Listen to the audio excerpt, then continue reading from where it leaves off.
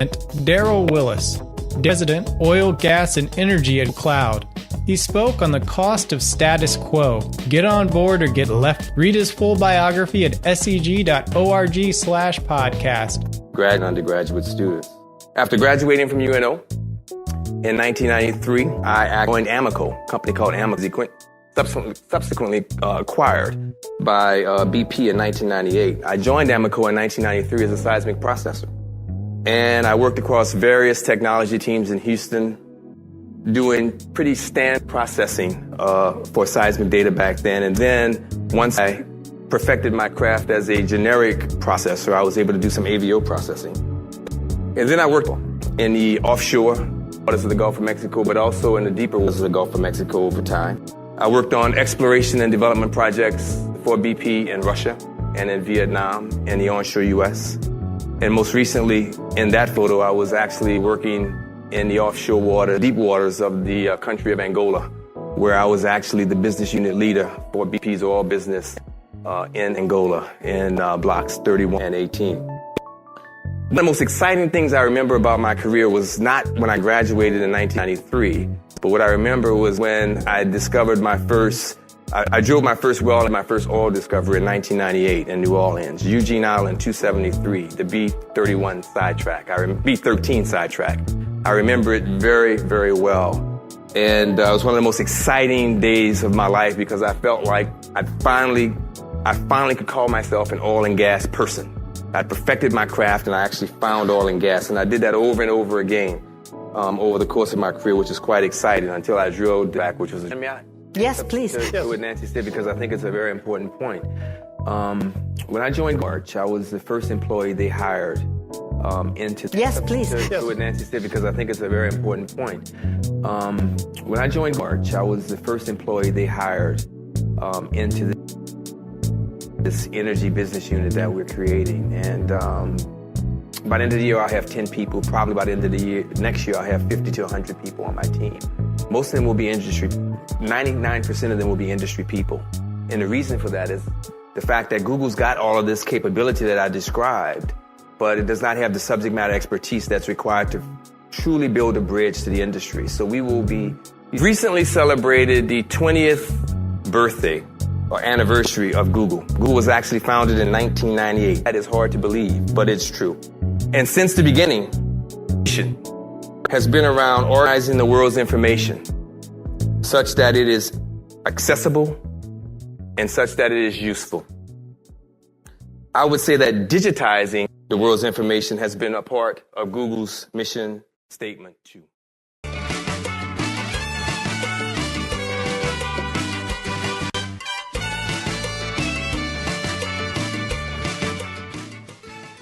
This is Reeds, and we are taking Napa Valley by storm, out for a Saturday afternoon drive, touring the wineries and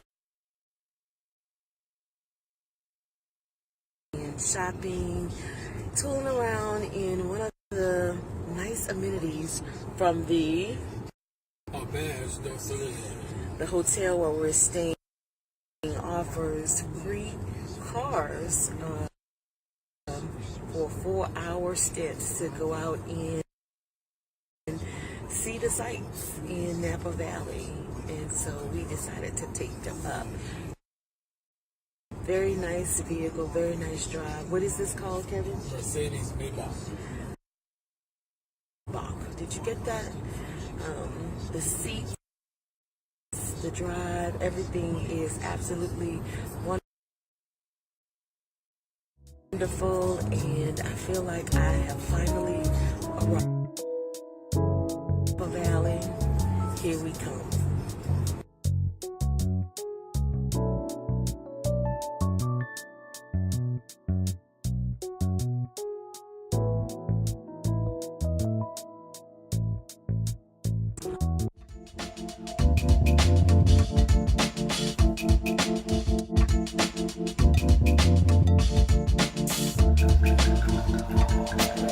Wine lovers from around the world come to Napa Valley to indulge in California's finest wines and to create incredible memories.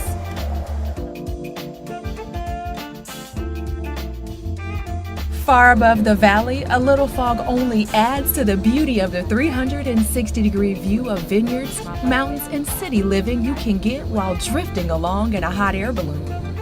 We're more than 1,000 feet high and climbing on board Napa Valley balloons, experiencing some of the most exquisite and breathtaking views of Napa Valley. The weird thing. If you're planning to spend most of your next Napa vacation tasting wine, we encourage you to consider top Napa Valley hotels and resorts, and then think again. Number 1, Meadowood. Visiting Meadowood is like visiting a luxurious treehouse. The property is nestled in a forested valley east of St. Helena. When you're there, it feels as if it's the only place in the world. A total of 85 rooms are spread across a main lodge and outline buildings that fit effortlessly into the landscape. There's also a tennis court, croquet lawns, and a world-renowned restaurant. The resort is also expanding and modernizing its spa. When work is finished in late summer 2015, the facility will boast 8 treatment suites. Number 2, Auberge du Soleil. Luxurious indulgence and wellness achieve perfect balance at this old-school resort in the hills around Rutherford. Its spa was modeled after an old monastery and continues to offer one of the most highly regarded spa experiences in the country. The Michelin-star dining room pairs Mediterranean cuisine with spectacular views of the valley below. Perhaps the best way to indulge spend time in the resort's 50 rooms. Accommodations feature bright colors, lots of natural light, and private terraces to bring the outside in. Rooms also include custom-made bath amenities, as well as fireplaces. Be sure to relax by La Plage, the swanky resort pool.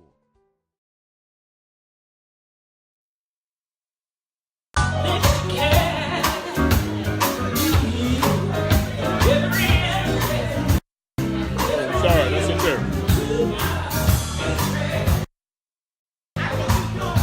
I'm